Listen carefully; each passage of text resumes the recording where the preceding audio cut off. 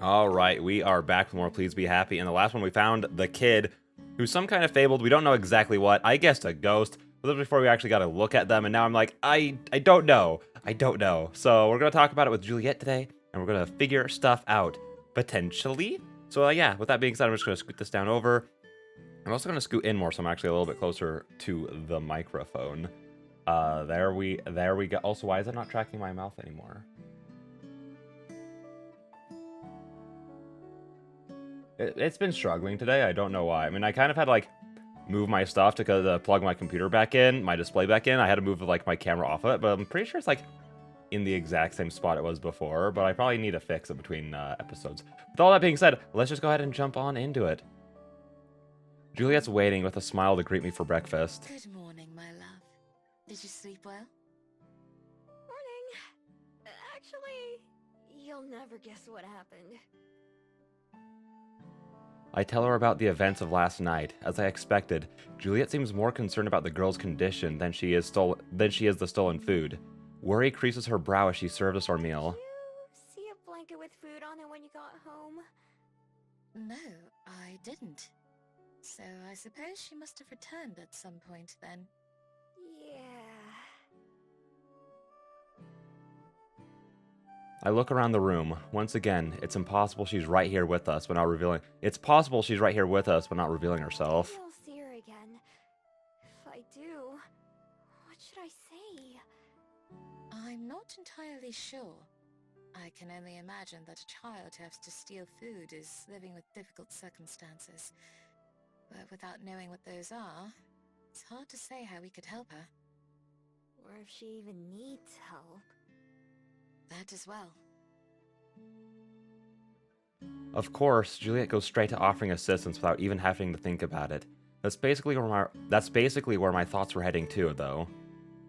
From the moment I stood upright, I had my survival instincts to keep me safe, and I was able to adapt to my new life as a thief pretty quickly. It's possible that this girl has been living the same way for a long time, but still, she's too young to have to. Well, I'll keep an eye out. If I do see her, I can try to learn more about her. At the very least, maybe we can find out where she came from. Yes, I think that would be for the best. I'll keep an eye out as well. On a lighter note, this arrived for you yesterday. Juliet retrieves a small envelope from the kitchen counter and hands it to me. She must have gotten it from the mail this morning.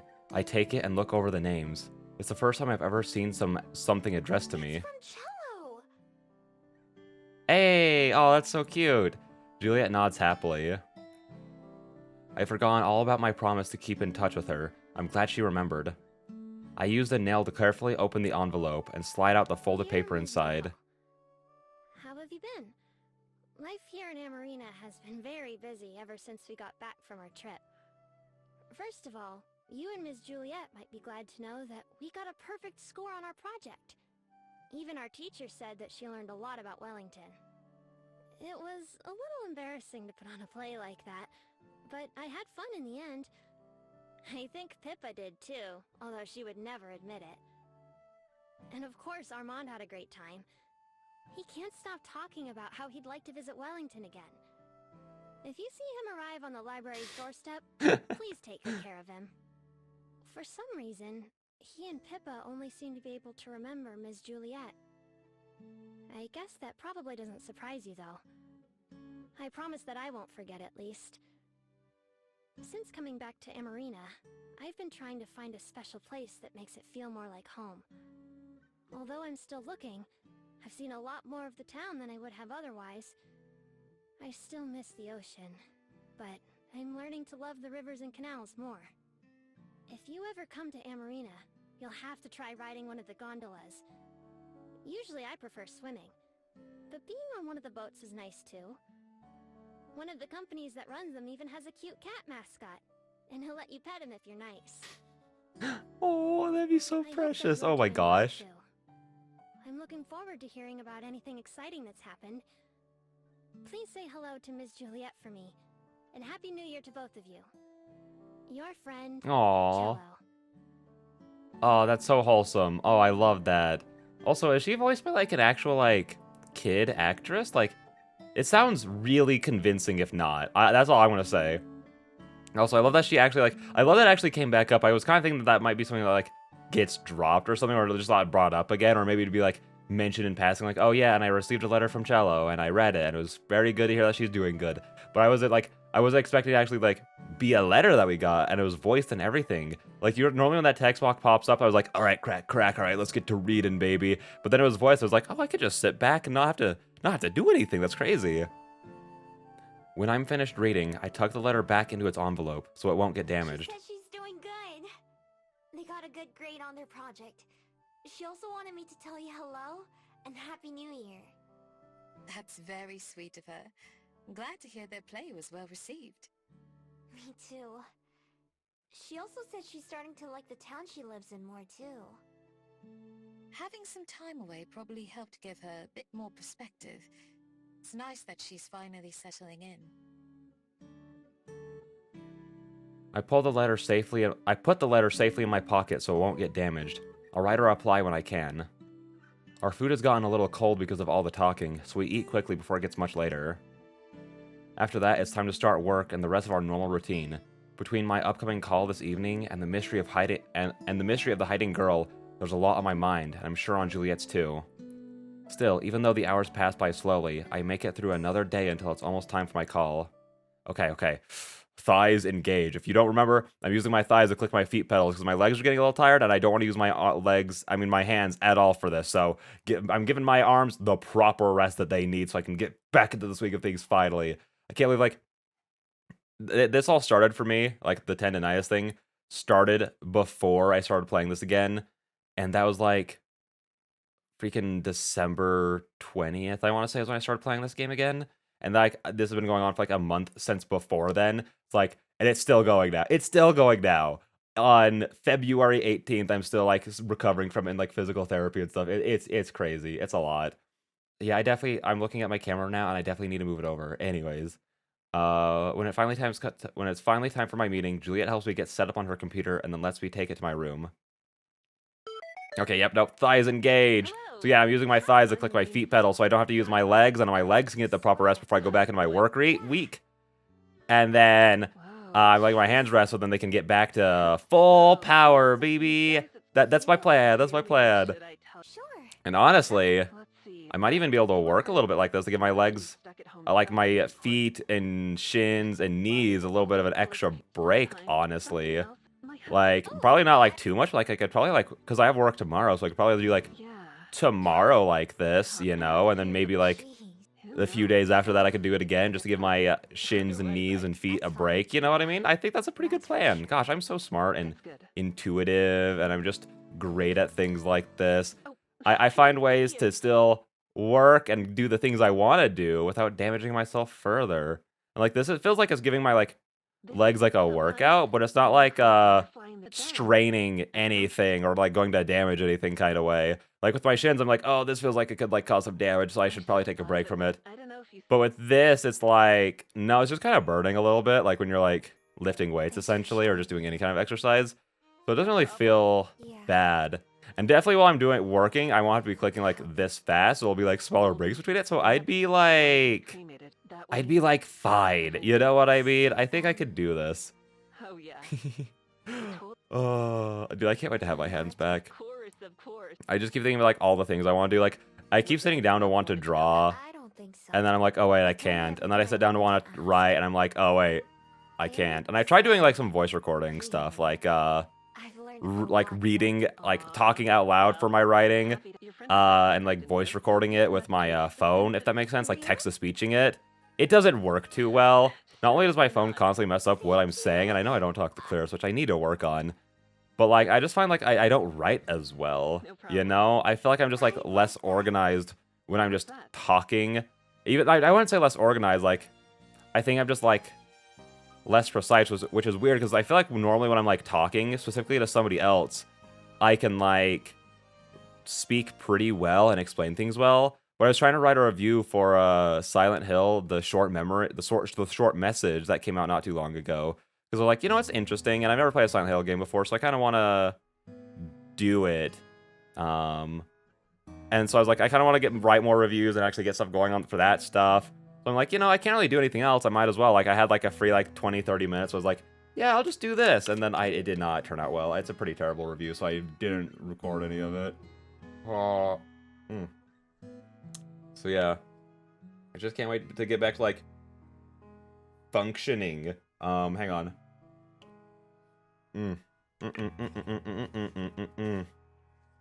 Good, juicy water. After I finish up my call with Minso, I end up going out for a walk. It's the best thing for me to clear my head when I'm overwhelmed by my emotions. I'm glad to know that Zhang Yin was just the kind of person I always imagined them to be, warm, loving, and always looking for the next adventure. Knowing that, I feel like I can finally have some closure. Not that I ever doubted them, but it's good to hear from someone who knows for sure. As I pass through the Wellington streets, I can't help but think of the girl from the library. She reminds me too much of myself, scared and alone and struggling to get by. It's because we have so much in common that I know helping her will be difficult. The only reason I accepted Juliet's kindness was because she tracked me all the way down to my den, and because I was confident enough in my ability to get away if things went wrong. While that turned out to be the best decision I ever made, at the time, I was full of doubt. I can't really blame the girl if she feels the same way. Passing by the Bell House, an idea strikes me. If I can't earn her trust with words, maybe I can try something else. Sweets. Ayy. I stop by another bakery and buy a slice of decadent-looking chocolate cake. The person who cuts it for me places it in a fancy box with a ribbon on top. It cost me several hours' wages, so it better be good. For a single slice? I was expecting like maybe like a full cake. Sure, that'd be fine. But then I was like, wait, no. That's a single slice. Ew. Ugh, okay, whatever. The girl better enjoy it. Imagine if it's like a flavor that she just hates. With my bait in hand, I return to the library and wait until nightfall to put my plan into action. I fill Juliet in on the details, and we agree it'd be better for her to stay upstairs, just so there's less of a chance of the girl catching on and getting spooked. We haven't had any more food go missing or move around today, so we're not even sure if she's around. I keep an eye out for the scruffy blanket or any other indicators, but don't see anything out of the ordinary. Well, I won't be too disappointed if I end up having to eat the cake for myself. After finishing dinner, I take the slice out of the box and put it on a plastic plate, and then put that back into the fridge. Then I go up to my room to wait. I watch TV for a while, but I keep the volume low and rest my eyes without actually falling asleep. I keep my door open just a tiny bit, but not enough that it would be obvious from downstairs. Finally, around midnight, I hear a noise from below. I crawl out of my room and down to the kitchen, where a tiny bit of light is emanating from the fridge. Sure enough, it's the girl again. This time she doesn't bother taking her prize back to the shelves, or even turning invisible. She stands in plain sight with the plate in one hand. She devours the cake, not even bothering to use a fork. Instead, she just uses her fingers, tearing off one bite at a time. Her face and hands are covered in chocolate and frosting. She's so distracted that she doesn't even notice me approaching, although I make sure not to block her off from the door so she doesn't feel trapped. Her reaction is the same as yesterday. Bug-eyed, she drops the plate and what little is left of the cake, and she hops backwards. Before realizing it, she's put herself further away from the exit. I stay still, other than holding up my hands to show her I don't mean any harm. You're not in any trouble. I bought that cake for you. I try to keep my voice calm and low, as close to how Juliet usually talks as I can manage. The girl whips her head back and forth, probably looking for anyone else who might be hiding from her, as she angles herself towards the door. She doesn't turn invisible, at least. If you want to leave, but I was hoping I could talk to you. The girl stares at me mistrustfully from the other side of the room. I wonder if she can even understand me. Lowering my hands to my sides, I maintain my distance, trying to look as not scary as possible. Okay? No response. I decide to just go for it and flip them on. Although she blinks at the sudden brightness, it doesn't make her run any further. In the library, right? And sleeping on the floor? More staring. I notice she doesn't have her Okay. blanket with her. I'm not mad. Neither is Juliet, the other person who lives here. Maybe you've seen her around. At last, the girl gives a slow nod. Taking that as a good sign, I put on my friendliest smile. I was hiding behind some of the shelves and Juliet found me. I thought she was gonna kick me out, but she was actually really nice. She let me stay in one of her extra beds and even gave me some food too. I bet you're still hungry, right? Even after the cake? Another reluctant nod. She hasn't moved at all since I started Make you a talking. sandwich or something if you want. That's what Juliet made for me. Do you want one? This time she doesn't respond, just You stares don't at me have from to if you don't afar. want it. We just want to help you out, since it seemed like you might be in trouble. Finally, the girl points at me. You a wolf? Am I... Huh? Your ears. Wolves eat little girls. It takes me a second to process what she said. At least she can talk. I'm not a wolf. I'm a fox. Look.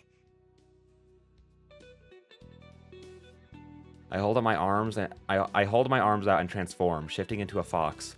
The girl's eyes go wide again, even bigger than when she was running away. I turn in a small circle to show her. I turn in a small circle to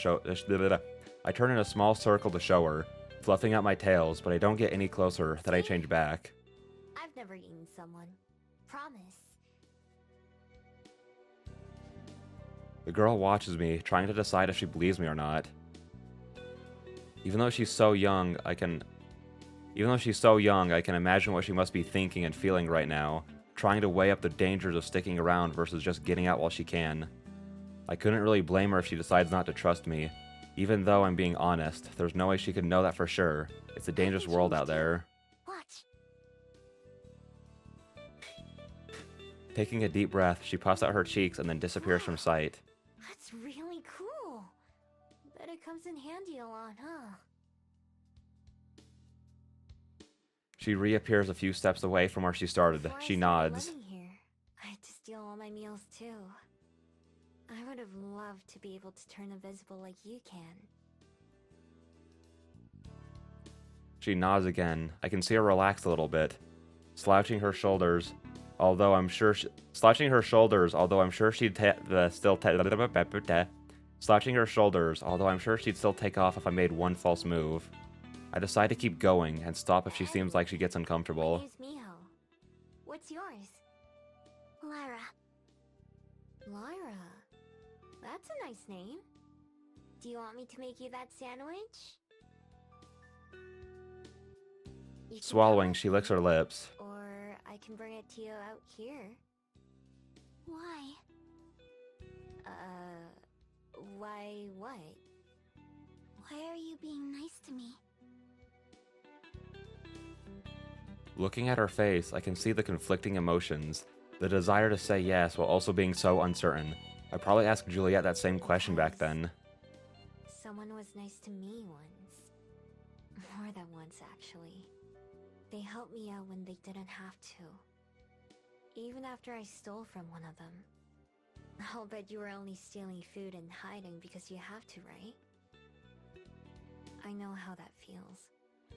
That's why I won't I'm also stop gonna move you my- if you want to go too. I'm moving my phone so then it stops buzzing directly under my microphone. Whatever risk she's calculating, she finally arrives at the same decision I did back I then. want it. Okay. Is the same kind as last night fine? Yeah. Opening the fridge, I take out the jar of mayonnaise, some slices of cheese, a tomato, and enough bread for 2 sandwiches. After a bit of thought, I take out a few slices of salami too. I cut up the tomato as best I can, although the slices aren't as even and as pretty as when Juliet does it. Then I lay out the bread on 2 plates, spreading a layer of mayo onto a couple slices. Huh? That's such a cute little pouty face, and the crossed arms too sells it. I love that. I turn around to see the girl watching me from the entrance of the kitchen, hands on her hips. Oh. Okay. Well, at least she doesn't have any problem with saying what she wants. I use the flat edge of the knife to scrape some off and spread from one of the sandwiches, and then layer the cheese and tomato on top. After cutting them both in half, I walked towards Lyra to give her her plate without thinking. When she tenses up, I freeze mid-step. I lean forward and stretch my arm out. I'm struggling so much right now, I'm so sorry. I lean forward and stretch out my arm, handing it to her from as far away as I can. She cautiously takes it, backing up a step as soon as it's in her hands. We both eat our sandwiches in silence, watching each other from opposite sides of the kitchen. She finishes her whole snack in the time it takes me to eat just half of mine, smacking her lips loudly as she chews. When she's done, I hold out my hand for her plate, and she cautiously gives it to me. I put both the dirty dishes into the sink. Now, that's a good question. I had no idea how this whole thing would go, so I didn't plan it out too much. This is probably the point where I should enlist some backup. If I go get my girlfriend? She's the one who owns this place. She'll definitely want to talk to you too. The vampire lady? That's her. Okay. She gives me a wide berth as I leave the kitchen, even though it requires putting herself farther away from the Sit down door. if you want. Wherever's most comfy for you. I'll be right back.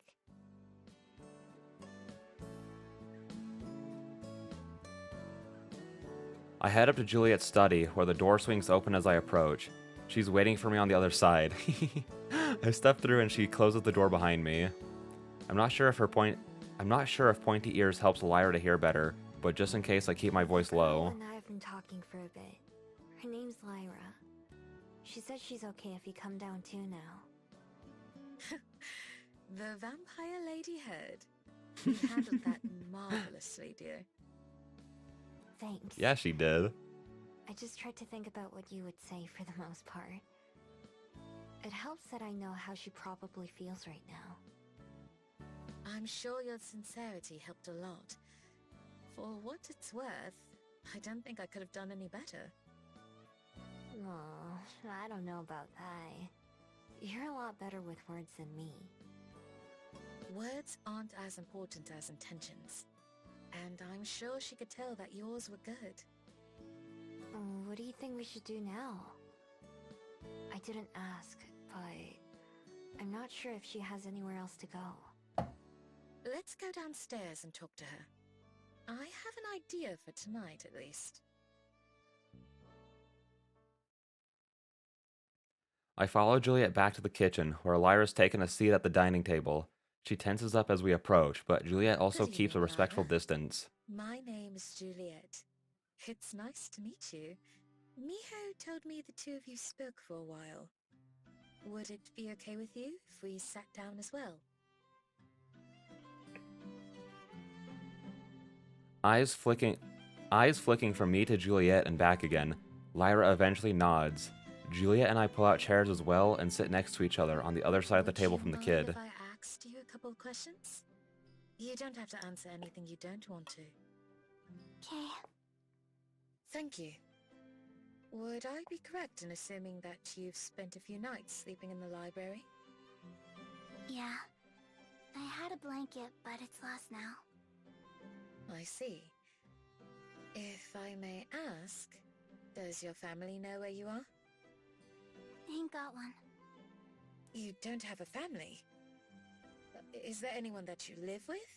Or who takes care of you? Nah, I'm by myself. Nah, I'm by myself.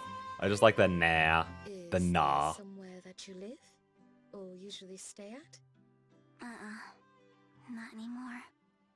Not anymore. Does that mean you did until recently? Yeah. The girl isn't exactly forthcoming with information, but Juliet takes it all in stride, maintaining that calm, even tone that I was aiming for. May I ask what happened? Lyra looks down at the ground, bringing her thumb up to her mouth and biting her nails.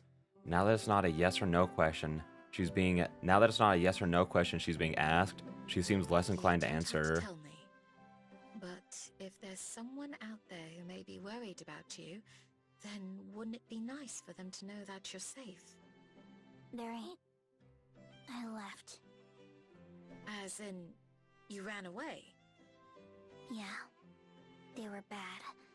Mean. They hurt me. So I left. Your family? Nah. My parents died.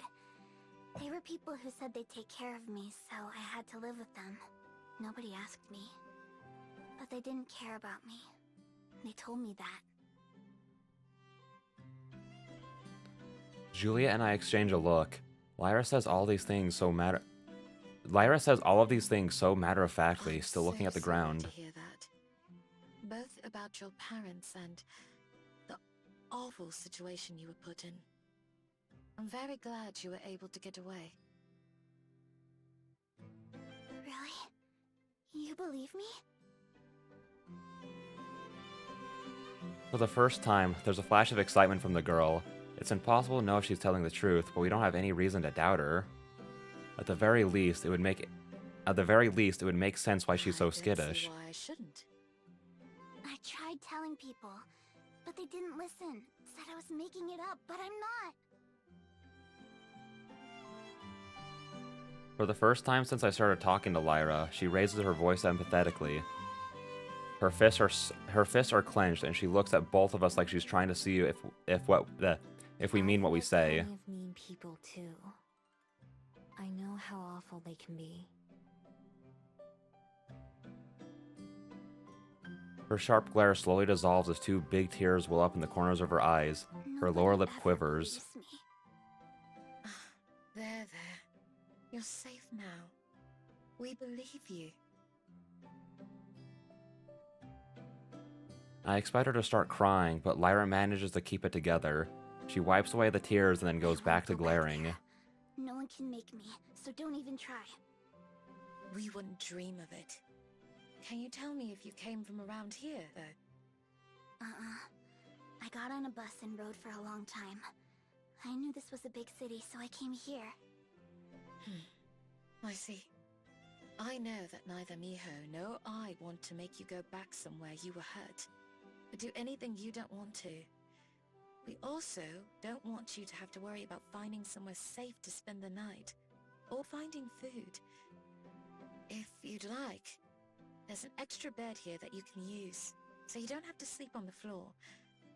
Tomorrow, we can talk more. Would you like that? Lyra sniffles a few times and blows her nose, kicking her feet while she thinks about it. Okay. Eventually she nods. I guess that's fine. Perfect. I'm glad to hear it. I imagine you must be very tired already. Would you like to go to bed? Yeah, I'm sleepy. Why don't you follow me then?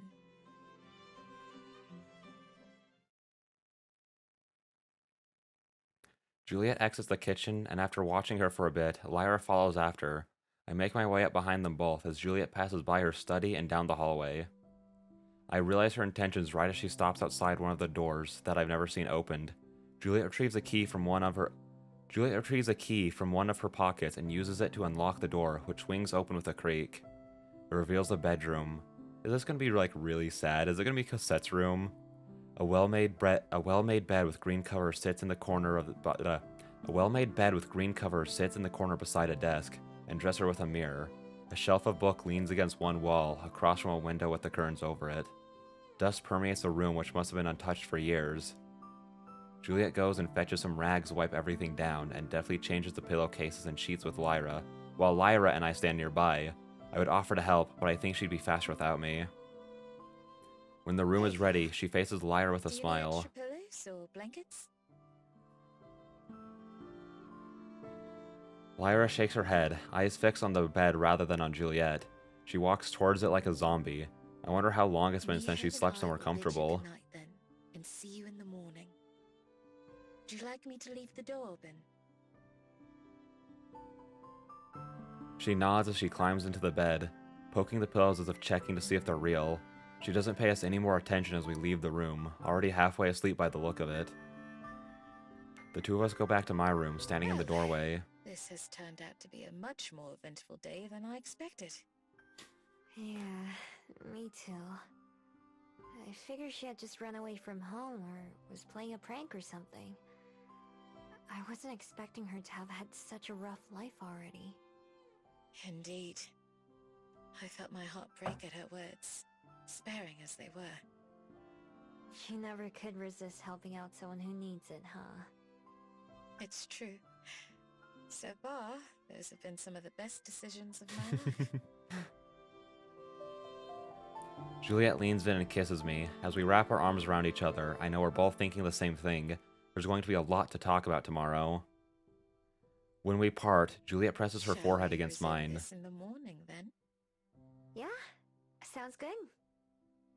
This part too. I give her a quick I'll follow-up be kiss for looking good forward measure. to it. Good night, Mio. Night. I hop into my own bed and close my eyes, waiting for sleep to take me.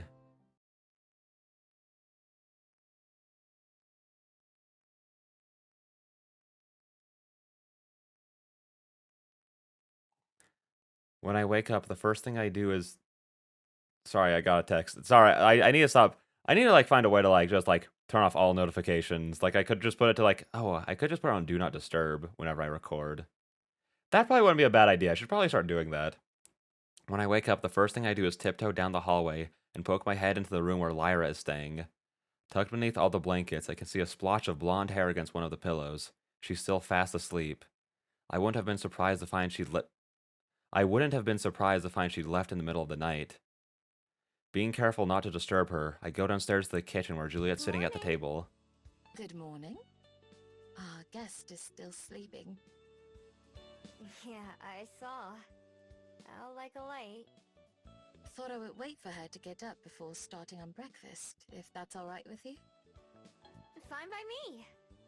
Have you been awake since we went to bed? I dozed a little here and there. I've been using my free time to catch up on some reading. Last night was so busy, though, that I didn't get the chance to ask how your call with Minso went. Oh, right. Somehow, even that was overshadowed by meeting Lyra and everything that went along with that. She told me all about Jang-in. They were a traveler who went all around the world, but they came for Korea.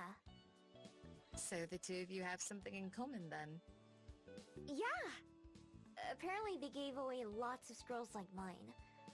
She also said that they started using a pen name later. Horim. It means fox forest. Gorin. That's That. beautiful. I like the sound of that. So that must mean that... Yeah, I nod. they remembered me too. I'm so happy for you, Miho. That you got to know how special you were to each other. Me too. Thanks for setting everything up. I told her about my magic, and so we're gonna keep in touch too. Maybe someday we could even meet up in person. She said she has family members who know a lot more about Jang-in than she does. A trip to America sounds nice. Or would it be back to Korea? I'm not sure. I didn't ask. Would you go with me if I went, though? Of course. There are so many places I'd love to visit with you. Me too. Aww. The other night when we were... Hang on, I need to scoot forward a little bit more. I got a little pushed away from the microphone. There we go. That should sound a little bit better, I think. Yeah, I definitely need to move my camera. It's like not tracking me at all. It's so weird. There's a sudden knock at the front door that cuts me off. It's still a little earlier than when we opened the library, but we've never had patrons show up before then. If it was Aspen, she'd just walk right in. Is it going to be like the people who are taking care of her here to try and get her back? Are they just going to be like the worst people? My first thought is that it might be someone Okay. looking for Lyra. Feeling apprehensive for some reason, I slowly make my way towards the door. I wouldn't be surprised if someone was looking for her, despite what she told us. I'm not sure how they'd have tracked her here, though. They knock again, louder. Whoever it is sure is impatient. I coming. walk faster. I pull the door open, which isn't even locked. When I see who's waiting, I can feel my eyes go Silver. wide. Oh? The other Gumiho stands close, shifting her weight from foot to foot. The moment I open the door all the way, she darts in before I can even invite her inside. Also, I just love this like turtleneck, like sweater or whatever it is that Silver's wearing. I've always liked it. Wait, I think this might be her like doing like the oh, I'm leaving, by the way. It's all I can think to blurt out. While I was sure I'd see her again at some point, I expected it to be at night like usual. This is only the second time I've seen her out during the day. Bonk. Taking her typical approach of ignoring me, Silver just looks around, similar to the last time she came here. Finally, her restless gaze settles on me. Promise? As I speak, my last words to her on Halloween come back to me, and I understand all at once. You're leaving? She nods, just then Juliet emerges from the kitchen. Silver tenses up when she sees her, but then relaxes. I'm reminded of Lyra yesterday. It's very nice to see you again. Silver stays silent. We're not exactly the most talkative group. We were gonna have breakfast soon, if you wanted to. I trail off as one more person enters my field of vision. Upstairs, I can just barely see Lyra over the handrail until she reaches the stairs, sleepily stumbling down them with a blanket in her in one hand. That's so cute. At the bottom, she stops and rubs her eyes, staring at Silver and me. Between the four of us, I'm not sure who must be most surprised to see whom. Wolf, are you? No. Are you? At least Lyra gets an answer. Apparently deciding she's not in danger of being eaten, Lyra goes into the kitchen. With a small shrug, Juliet goes with her. I almost tap Silver on the shoulder, but catch myself, and clear my throat to get her attention instead. So I think, I'm gonna read a little bit more, but I think the rest of this might just be like very similar to what it was in Aspen's route. She nods, and so I lead the way out. Even without her shawl, Silver looks out of place in the sunlight. She belongs in the woods under the moon. Her name's Lyra. There we go, it's different. She was hiding out in the library and stealing food. So we told her she could sleep in one of the spare beds. The three of us were gonna have breakfast soon. You can join us if you want. I already know her answer No, before she even shakes her I head. simply came to keep my word. You have a strange choice of hobby when it comes to taking care of others. Is that weird? She didn't say that. That's not what that. She said, "Is that weird?" But there was the line that is being read to me is it that weird?" That's weird. To me, helping out Lyra seemed like the obvious thing to do. It didn't even feel like a choice I was making, just something that needed to be done. But half a year ago, I probably would have felt the same way as Silver I does. guess it is something I've gotten used to. How very like you. Is that a good thing? Silver thinks about it for a bit. Not a bad thing. I'll take it. Coming from her, that's about the best I can hope for. She glances at me and then suddenly reaches for my throat. Instead of trying to strangle me, which is the first thought that crosses my mind, she grabs my necklace and inspects my bead. For someone who hates being touched, she doesn't seem to have any problems when it comes to my personal space. Still, I tilt my chin up, trying to let her see. Silver's eyes narrow, and after a bit, she lets go. As it falls back into place, I instinctively put a hand against my necklace. It's almost your time. Yeah. Although, I don't really know what to expect when I'm ready. What do you mean? When I swallow it, sometimes, if I focus, it makes me think about the clouds or the trees. But I don't know what any of it means. What being a Chono means. I barely know about being a Gumiho. You Silver still laughs. haven't figured it out. I just told you I haven't. How do you know all this stuff anyway? It's simple. I don't doubt myself. Would it kill you to just give me a straight answer sometimes? In this case, it's the only answer I can give you. Besides, you're closer to the truth than I am. Silver holds her arm up, putting her shining bead into full view. For the first time, she holds it where I can see it. For the first time, she puts it where I can see it properly. Although my bead is plain and round, nearly identical to the non-magical ones on my necklace, hers narrows at the middle and then widens again like an hourglass. A few colorful bands run across it. It's almost too narrow to see. There's a red one, a blue one, and even a silver one. When I squint, I can even see a faint spring green one as well. There are others, but I can't see what they are before she lets out. There are others, but I can't see what they are before she lets her sleeve fall again, hiding the It's why bracelet. I'll be leaving tomorrow. Just as your path has led you here, mine now leads me away. Tomorrow? I figured you were gonna be going soon, but not that soon. There's nothing left for me here. It's time I was on my way again. Oh. For as long as I've known her, I've hoped I could. For as long as I've known her, I've hoped I could get through to Silver somehow, help her see some of the things I was blind to myself. Especially now, as we're just starting to become friends, or maybe now that we've been friends for a while. Either way, I wish she could stay. But just like when Juliet was contemplating leaving, I can also understand why she feels like she has to go. And unlike Juliet, there really isn't anything else tying her down to Perhaps we'll Wellington. meet again someday. Her tone is unusually gentle. I wonder if she'll miss me The too. sky is vast, and the road is long. Our paths might cross again. I hope so. Let me come with you tomorrow to see you off.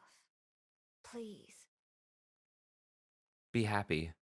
She closes her eyes, Fine. thinking. I'll fetch you in the morning. Early. Be ready. I will. Silver takes a step down, signaling an end to her conversation. But before she leaves, there's one thing I Wait. want to know. Yes. The girl you just saw in there, Lyra. What color was she?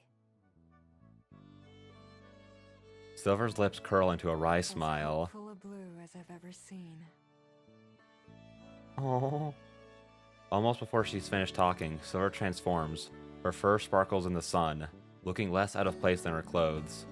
Without looking back, she runs away and is quickly out of sight. I really like that. I liked, it wasn't a completely new scene, but there was a lot of, little changes that make sense for the route. And, let's say Halloween, there's not really much to that I feel like would be different by, Miho being with Aspen or Miho being with Silver. I mean, being with Juliet. But that one, I like that the conversation was, mostly identical. But, again, there are just the small changes that make sense for, the change in route. I really like that. I watch her go before heading inside the library again myself. In the kitchen, Juliet's working on breakfast while Lyra watches from close by. When I enter the room, the kid folds her arms. A friend of mine. Her name is Silver. At least, that's what I call her. She's scary. Scarier than you. She'd probably be glad to hear you say that. I try to picture Lyra how Silver must have seen her. Beneath her almost permanent glare and short sentences, she's hopeful. Juliet and I may be the ones doing her a favor, but she's giving us a Turns chance out too. She's going to be leaving tomorrow. To go where? Is she gonna come back here? I don't know. I'm not sure she knows yet either. Wherever she goes, I hope she finds contentment there. Yeah, me too. What's contentment? Contentment means when you feel at peace. Like you don't have to worry about anything. Oh, I haven't heard that word before. Thinking on that, Lyra sits down at the table to wait for breakfast to be ready. I go ahead and prepare the dishes, setting up 3 plates. It isn't long before Juliet comes over to serve us our meal, with Lyra's portion being Here just we as big as are. ours. Do you like anything to go with it, Lyra? Ketchup or more salt and pepper? She shakes her head, shoveling a forkful of eggs into her mouth. I don't think she's going to be a very picky eater. I mean, her first thing that she said to you was basically, hey, please less mayonnaise. Oh gosh, I need to move my camera so badly. The 3 of us clear our plates, and once everything is cleaned up, I can see Lyra begin to look around anxiously. Yeah, I What's definitely need to move it. Nothing. I might have a guess. Lyra, do you have anything you plan to do today? Lyra shakes her head. You're welcome to remain here at the library. Miho will be busy with work, and I'll be going to sleep soon. But you don't have to leave. I don't? Even though I stole your food? No, of course not. Although Juliet says that, I know that at some point she and I are going to have to decide Even though Juliet says that, I know that at some point she and I are going to have to decide what exactly Lyra's staying here will entail and for how long. Neither of us are going to turn her out onto the streets, of course. But if she just stays here, then does that mean she'll live here? What does that make her? What does that make us? It's still only the first morning, so there's still plenty of time to figure things out. But from what Lyra told us last night, she doesn't really have many other options. Juliet's probably thinking the same thing. Do you like to watch TV? Sometimes. I like cartoons, but I couldn't watch them much. I have a TV up in my room if you want to use it. You can watch all the cartoons you want.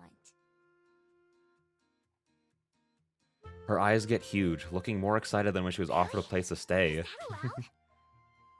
Yeah. Come here. I'll show you. All 3 of us head to my room and turn on the TV, flipping to one of the kids' channels I can remember. Within minutes, she's all set up on my bed, totally sucked into the show. Juliet and I step out into the hall. We should probably talk later, huh? Yes, once I've had a chance to rest and refresh myself. You've been up since everything started. I'll bet you're as exhausted as she was. Perhaps a little. Will you be all right for the day? If you have other things to attend to, I'm sure she'll be fine here. I don't think she'll be leaving that spot. We both glance into my room. Lyra's wrapped my blanket around herself. She's entranced by the TV. You should go rest, though. We can figure it out more tonight. All right. Until then, my love. Sleep well. With a hug and a kiss, Juliet leaves for bed, and I go back downstairs to try and have as normal a day as possible. All right, I think... Is it going to go on? There we go. I think with that being said, I think this isn't the silver stuff. I didn't mean to hit that. We're going to end the episode there, and we'll get right back into this in the next one. I'm already immediately, like, really intrigued by what's going on there. There's a knock at the door when I'm downstairs. It sounds urgent. That's intriguing. But I will say, this is a lot, like, okay, Aspen and Miho got a dog.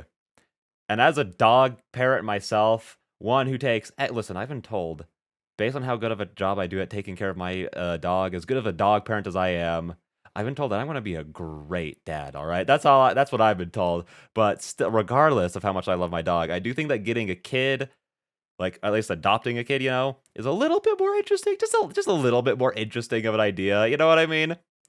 So I'm really intrigued to know like where this is. Like, there's more like story possibilities here than there are with a dog, I feel, even if the dog was adorable. So yeah, I'm really intrigued to know where it's going and what this knock is. Just because I'm like, who would be doing this? Who would be doing this? Is it an extra silver scene that isn't in Aspen's route or something? Who's to say? I don't know. But yeah, with all that being said, I'm going to fix my camera, and then I'll see you guys in the next one. Bye-bye.